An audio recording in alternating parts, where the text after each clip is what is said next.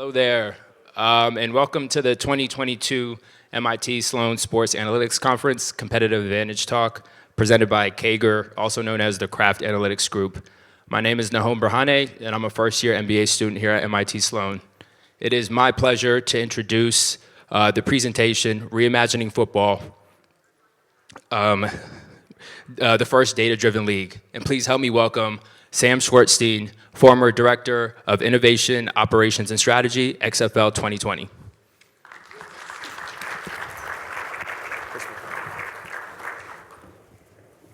All right, so thanks everybody. I'm really excited to be here. I've been a huge fan of the Sloan Analytics Conference for so many years, so it's exciting to finally present here. So, like Nahom said, I was the Director of Football Operations for the XFL in 2020. I had a lot of things of anything you saw on-field product I had my hand in, but what I'm most known for is changing the rules. So this entire presentation will be how we went through that process and utilizing data to do that. So there's a version of this presentation where we go and try and fix NFL's overtime, but that's about 4.5-hour presentation. There's a version of this where we fix the kickoff. That's about 12.5-hour presentation, so we're just going to do the entire process and kind of do the high-level version of it. So what was the XFL in 2020? It was a 2018 launch. This was like a relaunch for Vince McMahon. He had launched the XFL in 2001, and he made two fatal errors in 2001. He assumed what the fan wanted. He thought that would be extreme football, more hardcore football, heavy hits, and just trying to give you that hardcore attitude era wrestling he was providing. And then also, he only had 9 months to build a football league. And that's never going to work. There's so many things involved, from insurance to being able to get the right players involved, the right coaches signed up, and as you make innovations, it's too hard to accomplish. So he hires Oliver Luck, my college roommate's father, in June of 2018, says, hey, you're now tasked with reimagining the rules. We're reimagining this game. We want to give fans the game they want, but I don't know what that is. You guys go figure that out. So he hires me. I was doing product development in Silicon Valley. And Oliver says, Sam, take over this process. You will now utilize the product development skills creating tech products, but do it for football. So we had 18 months. We had 8 teams in 8 different cities. We're on the Disney and Fox family of networks. And so what is reimagining football? To borrow from my friends at TikTok, it's how does this, the current kickoff rules in the NFL, become this, sugar packets on a dining room table, become this.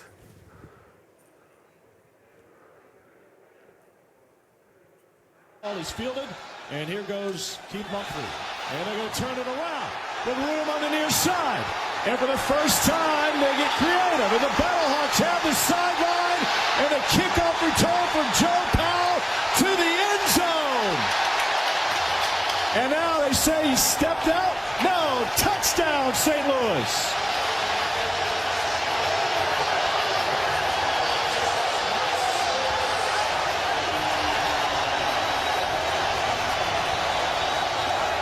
I love those guys. So product development. Anyone who's done PM before, you got to ask why. And the first question we asked with is, what problem are we solving for? The NFL and current football product is a really popular and good product. There's 85 million football fans. 38 million football fans told us they wanted more football. The other part of my job was to play great football. And when I asked, so what do you mean by play great football? No one tells me anything that need numbers to define it. I need numbers to define what I do, so I need KPIs. So here's what our KPIs, what does success look like? So we want to have a safer game and more action. We want to have a game under 3 hours. We want to have less time between plays, so it would be more up-tempo game. We want to have every play matter compared to the NFL where there's some meaningless plays that take place. And then ultimately, we want the fans to enjoy it and hold the Guinness World Record for beer snake assembled at a game. So that was March 2020, so I think poor hygiene timing. That might have been the downfall. So this is a lot on this slide, but this is kind of showing you the product development roadmap we created. I just want you to look at the top part. So first started with research, 2-pronged. What does a fan want, as well as what is the history of the NFL rulebook? We have to learn everything about the NFL rulebook, why are certain things there, as well as what does a fan want solved. Develop, so come up with all the different ideas that we are now going to try and implement into our new rule book, our new game, test every one of our rules, validate those rules with the people who will then enact and execute on them, create a cycle in that process, the build, test, repeat, lean startup method, and then ultimately publish those rules out to our partners and fans. So how we approached this was asking fans their problems and not for their solutions. To build for fans, we asked the fans. So we had 6,000 fans polled, quantitative, qualitative research, and we didn't want to say, hey, what would you change about the game? Because oftentimes you'd say, you need to put a chip in the ball and get rid of the chain gang. It's ridiculous. Well, there already is a chip in the ball, and the chain comes out maybe less than one time per game. So you don't necessarily want to give them their solutions or ask for their solutions. Just tell me your problems and we'll find ways that we can solve it. You want to distill the information down into actionable pillars. So there's so much information, and we had to categorize each different rule change that they wanted. So the things we came up with were minimize idle time, speed up the game, reduce meaningless plays, create a more dynamic and rhythmic game, and ultimately play traditional football, do not have gimmicks, and keep the game, or don't make the game more dangerous. So fans understand that football is a dangerous sport, but we don't want to make the game, every rule we add doesn't make the game more dangerous for players. Don't make it have more concussions, more injuries. Now we have our problems, we have our principles. So there's a lot of different ways people can solve problems, but you have to kind of come up, what is your identity going to be? Any football coach, player has heard about, this is what our team's identity is. This is how we approached our identity. Our first was invisible efficiency. How many rule changes can we make that give fans the desired result where we don't have to teach them a new rule? Right? We don't have to teach them that why there are less timeouts, why there are fewer timeouts. We just show them, hey, there's going to be fewer stoppages in our game. Execution viability. We can come in a boardroom and we come up with amazing ideas about how we can solve certain problems, but if our coaches and players and broadcast partners can't execute it, it's not worth it to implement it. And then lastly, we were very hard on incentives versus hard rules. Hard rules create unintended consequences and second, third order effects that you can't account for, versus incentives provide you the ability to see your desired result more often, but not hard lock your coaches and players into an issue. So Adam Vinatieri's on the screen here. He was the last NFL Europe player to play in the NFL. In NFL Europe, they had a 4-point field goal if the field goal was over 50 yards. So now at the 35-yard line, coaches were incentivized to stay there or move backwards because they would now have a 4-point field goal instead of trying to move forward and score touchdowns. Our fans wanted to see more touchdowns, more aggressive play, and so we don't want to have these types of hard rules in our game. So now we have to do our 3 Ps. So what now is creating our process? So first was expert consultation. We were cross-functional, different experts, using data to drive every one of our decisions and validate. And ultimately, we know that a game is not played in a boardroom or on a spreadsheet, it's on the field. So there's so many things that you can't account for until you actually play that game on the field. So we did 4 different testing partners to make sure we did that. Experts, we bucket our experts into different categories. First was football, both coaches, players, and executives, as well as in the health and safety community, strength coaches and team doctors. We engaged the data community. Probably half the room here could have received the DM from me asking for help in developing these rules, how to understand data better. I think that's a great picture of Ben Baldwin. And then we looked at the media. So how are fans going to consume this game? We asked, how do we consume it from our traditional media to an online media? How do we make sure that we engage the hardcore fan? Because we're not going after the broad 185 million fans. We're going after the 38 million passionate football fans. So rule changes. This is a spectrum of rule changes. We had over 100 rule changes. This is just an eye chart for you. So on the far left, you'll see that there's minor rule changes. These are rule changes that exist in other sports leagues already that we don't actually have to test. On the far side, these are the major departures from the NFL, getting rid of kicks, changing the eligibility rules for number restrictions, how many players you have on the field, size of the field. These were rules that were crossing that uncanny valley, that traditional football threshold that we did not want to implement in our game would be too far removed. The 2 middle pillars are the pillars that we really had to test. The moderate departures being the invisible efficiency, having fewer timeouts. Fans don't need to actually learn about why we have fewer timeouts and how different it is. And then the moderate departures. These were all going to look different for the fan, but not actually be too radically different and doesn't change the entire concept of the game. So those were the big ones that we tested. Like every parent in this room, I know you love all your children, but there are some favorites. So I will pick out a few of my favorites. The first was modifying the kickoff. This made the game safer. We had more action, going from 40% action in the NFL to 93% action. And then we had our expanded communication. So from a coach-to-player communication standpoint, we had it, instead of being 1-to-1 and having a cutoff switch at 15 seconds, we had it 1 to every player on offense and defense, even the substitutions, so we can move the game faster. And probably the hardest solve that we had was our play clock. We had to reduce the play clock from 40 seconds to 25 seconds, and we started on ball spot. I'll go over a little bit of the data. So we have these KPIs and these goals of how we can get this faster, more exciting game. But we had to look at data to make sure that we were validating every one of our ideas. So we looked at the existing NFL data. We asked ourselves, why is there a 40-second play clock that starts at the end of the previous play? And then how is that play clock being used? So we took the NFL play-by-play data. We partnered with the Syracuse Analytics Club. We had added about 14 columns of data and broke down every NFL game from the 2018 season. And we wanted to see how the play clock was actually being utilized. So we asked questions. How is it being used? How is the total operation time? That's time from the end of the previous play to the next snap. How long does it take to call a play? How long does it take to operate a huddle? And how long does it take to execute the line of scrimmage? We work from that, and we know that it takes 31 seconds to get the average play call in the NFL, 18 seconds to call the play, 5 seconds to operate the huddle, 8 seconds at the line of scrimmage.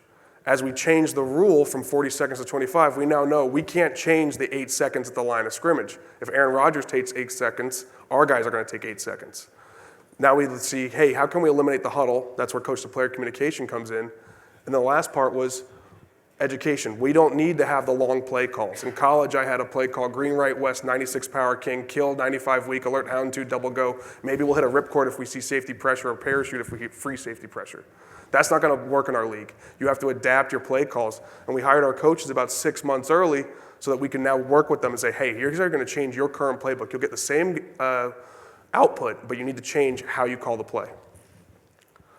Another example is the running game clock. This is actually being looked at by the NFL or the college football, and it's eliminating the game clock stoppages outside of the 2-minute warning. We first tested it where we wanted to eliminate all game clock stoppages. Let's just go the game as fast as possible, kind of like the Army-Navy game every year, and get in and out. What happened is we found unintended consequence where if you eliminate the stoppages inside the 2-minute warning, you lose that comeback opportunity for the team that's trailing. Incompletions out of bounds, those are kind of catch-up logic if you're into video games about how you can now help the team that's trailing advance the ball versus the team that's ahead no longer can or has a disadvantage. So we saw that if you eliminate all the game clock stoppages outside the 2-minute warning, it would have eliminated about 25 total minutes of game time, help us reach our goal. So now that we've got this we end up with a predictive model of all 11 rule changes that let us on the fly change any one of our things and test out where we would hit our KPIs. And so we were able to utilize this with our real-time testing. So our first test was with Mississippi JUCOs, Mississippi Gulf Coast and Pearl River Community College, the oldest JUCO rivalry in the country. And our goal was we have to see what this looks like. We have to go from sugar packets to on the field. And what we saw is that we had a great opportunity. We had 86 plays. We had our play count in our first half. We were under an hour and a half in our first half. We had our first touchdown was a double forward pass, one of our new rules. We were excited that coaches were utilizing the new rules. But we would have had about 10 delay of games because on plays over 30 yards, we had a 25-second play clock that started at the end of the previous play. Our big guys weren't getting down fast enough to get the ball snapped. So as a former offensive lineman, I should have known that because I wasn't moving. So it was able to, when we finally saw it on the field, we were able to adapt. We did a 25-second play clock that started on ball spot. We had a designated ball spotter that gave us a variable time to spot the ball, and then we had a fixed time where the 25-second play clock started. So if a play happened, run up the middle, spot the ball in 4 seconds, easy. If play over 30 yards, you can now move down with the offensive line and not spot the ball ahead of time for them. Next, February 19, we're in York Hall football. This is a higher caliber player. This is a semi-pro league, and we did 3 days with them in Jacksonville, 2 weeks off, and came back for 3 more days. The point is, anyone who's been around football knows it's not the same game week to week. So we have to give these coaches the new rules, let them break it, find all the bugs in our rules, and then come back and test some more. Our largest test was in Austin of April 19. We worked with the Spring League. We had 14 practices over 20 days. We played 4 games. We had a closed broadcast telecast with Tupelo Raycom. We were able to now see what our game could look like if we started in April 2019. We also did a really cool thing. We did a science fair with all of our games. We had tech companies from player tracking to athlete tracking systems to training systems, and we had them all compete in a science fair against each other. in those games. So we had 4 different tracking systems tested there, and it was really helpful to see, okay, which systems are we going to utilize to help keep our players safe? The next one was in June of 2019, and we wanted to test our coach to player, but more importantly, I was failing on changing our punt rule. We had our goal of 100% action on all of our punts. And it hadn't worked in Mississippi, Jacksonville, or Austin. And I'm trying to force something, and we finally come up and say, we have to change our goals on punts. We have to make sure that instead of seeing action on every punt, we have to see fewer punts. We were trying to bastardize the CFL's rule, but make it Americanized. Get rid of the 1-point rouge, get rid of onside, these things that make it hard for American players to adapt. But we said, okay, change our goals, change our ideology, and we made it more difficult for the team to want to punt. So we made the touchback go out to the 35-yard line from the 20, and we got eliminated the coffin corner kick. So if you kicked it out of bounds, it went out to the 35-yard line. So we now changed our goals, and we were able to execute, and ultimately did one final test because we had to make sure it tested well in 2 different sessions, and that was in July of 2019. Fox came out and they did a mock broadcast. They tested all the technology to make sure that if we had played in July, we would be ready to go. So probably the most important part of this talk, I think, is how you utilize data to sell your story. So it's important. My football ops team, we did everything data-driven. Data was important to what we did, but it might not be to every partner you work with. So how do you utilize that data to help sell what you do? So while I'm selling up to Vince only cared about the fan. So if I were able to prove this new rule was based on a fan's problem, we had data back it up, and we had tested it, it was approved. Easy. Our coaches were a little more difficult. So our coaches got these jobs because they're really good at the current game of football. Anytime we make a rule change, they're scary to them. How am I going to adapt? How am I going to adapt versus another coach that might adapt better? So when we use the accelerated play clock, we say, here, we're giving you this tool of coach-to-player communication. It's going to let you move the game faster. It's going to let you coach better because you're going to be able to communicate with more players. You're going to be able to communicate them throughout the play clock instead of only the first 20 seconds. These opportunities we're giving you to be better. That same tool I give to my broadcast partners and say, they're upset because if you're moving too fast, they're not going to be able to provide great replay. And they want to be able to provide awesome replay. Well, now we're giving you a new toy. You're going to be able to put all the play calls over the broadcast. And so fans are going to be able to learn that, and it's going to be different than what you normally have in an NFL or college football game. The same piece of technology utilized different ways based on which partner I'm going to sell to. And ultimately, the players, they're the ones that have to execute. Every one of our players wanted to play in the NFL and not in the XFL. So how are these rules, how is this technology going to enable you to do your job better? By eliminating the huddle, our wide receivers ran 1.5 miles less during the game. So yes, you have a coach that's speaking into your ear, might be annoying, but now I'm getting less wear and tear on your body, and you're able to play faster and learn the playbook, which it's not like in NFL or in college football where you're there for 4 years. You've been with us for 6 months. So these different ways to sell and get them on board to ultimately execute is what's important. And so what we have all the data that we wanted to show about here's what we did successfully. We were under 3 hours. We made the game safer. We made the game more exciting. But Vince in my first meeting said to me, Sam, it's not your league. It's not Oliver's league. It's not my league. It's the fans' league. And so let's ask the fans what they thought.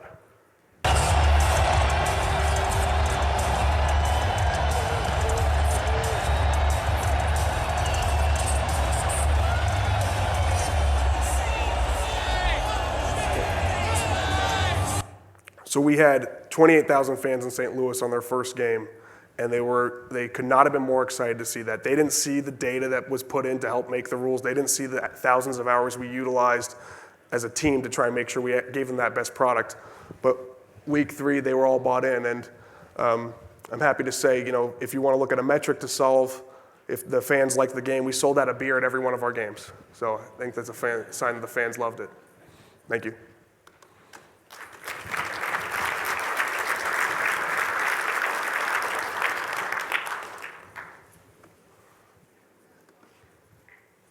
And we can do about 5 minutes of Q&A, so feel free to raise your hand and I can bring over the mic to you.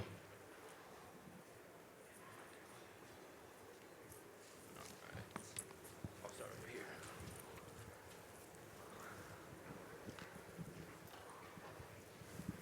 There you go. Okay. Hey Sam, this is Henry. Thanks so much for the awesome presentation. Really exciting. Just curious, where are you, the league, XFL, collecting all the data that's empowering all the metrics behind? Like, Yeah. is there sensor technology or computer vision, things like that? Yeah, so we did not end up doing player tracking for year one, but we were, Champion Data was our data partner collection for our league, and then as we were doing a rule change process, we used NFL Scraper to scrape the data. It's now defunct, so I can't get sued. Got it. Cool. Thank you. Were there any other options that y'all discussed when you were talking about modifying the kickoffs? Like you said, with the punts, you had to sort of adjust, but were there any other options with the kickoffs? Yeah, so we had a little bit of scope creep with our kickoff, and we were getting nervous that, hey, maybe we have too many rules to kind of get the incentives that we want. And one rule that we looked at was the Shiano rule. I don't know if you guys know what that is, but it's eliminating the kickoff and getting it with a punt play or a 4th and 15. So you have the opportunity to punt, or you have the opportunity to convert a 4th down. It's a unique play. The punt's a safer play than the kickoff. But through the testing process, we found that we had 0 injuries. Do I think we'd have 0 injuries through a full season of games? No. But we found that our play, our kickoff was the same risk as a scrimmage play. So that's where we ended up staying with that. And we wanted to keep that kickoff in the game.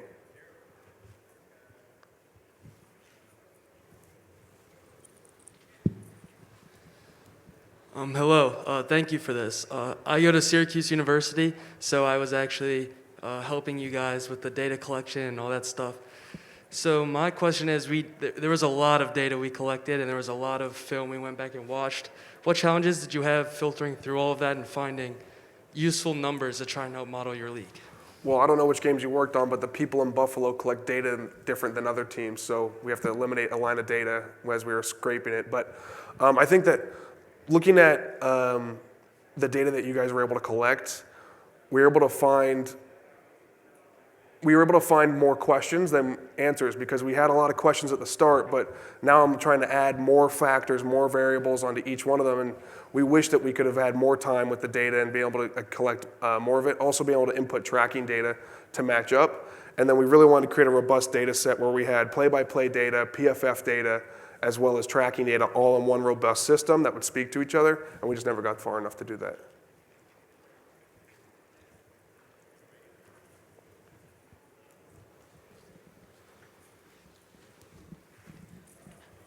Thanks for the presentation. So since this is all geared towards the fans, what were your plans to iterate on rule changes based on the response that you got when the league went live? Yeah, so it was really funny. It was like a common thing around the office that if the kickoff did not work, I was not going to be employed anymore, right? I was going to be the guy that got let go. Kickoff worked, great. And so it was week 3 after that St. Louis game where we kind of got into a room and we said, all right, let's see what fans have said. We had 95% positive sentiment analysis. I think this room can be, good or bad on sentiment analysis and whether you trust it or not, but that was a pretty good metric for us. What we had to see is we had to try and find all the holes in the broken parts of our system. So end of the day, I probably oversolved a lot of our rules. So our 2-minute warning I really loved how we executed it, but it was too complicated. So we had a 25-second play clock. We didn't start the play clock until 5 seconds, or the game clock until 5 seconds had run off the play clock. It's hard for me to even explain. And so that would give us 12 seconds to have the offense get the ball snapped. The Dak Prescott issue that we had in the playoffs this year would have never happened in our league because we would have had that opportunity. But having the fans, ESPN did a great graphic to show the countdown of the 5 seconds. It was too overcomplicated. So giving our pro coaches an extra year, we probably would have gone to a 20-second play clock versus the 25-second play clock. We wanted the kneel down period to be 1 minute instead of 2 minutes. 20-second play clock start on play clock. So there's a few things that we probably made overcomplicated, and that's what we're going to try and solve for the next year. I think we have time for one more question.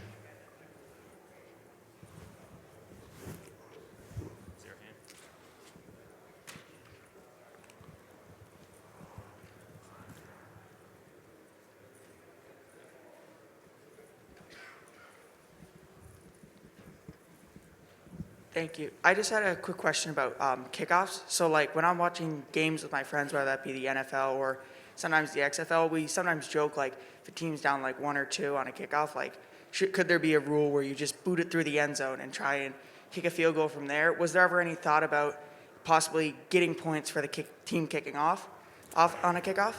Yeah, no, it's a great question. We wanted to have more action, and so that's what we would call an untimed down. So we wanted to eliminate as many untimed downs except for post-scoring plays as possible. And so that was not in our core principles. It was definitely a concept we thought of, but it just didn't fit with our aligned game, right? In our league, the best players are kickers because we were the supplement league to the NFL, and so the NFL only carries one deep at kicker. And so because we are, versus every other position is two deep, our best players per capita are kickers. And although they're great, we don't want to highlight them as much to our fans. So it was an idea, but as long as we can eliminate untimed downs, it'd be better off for us. All right, thanks.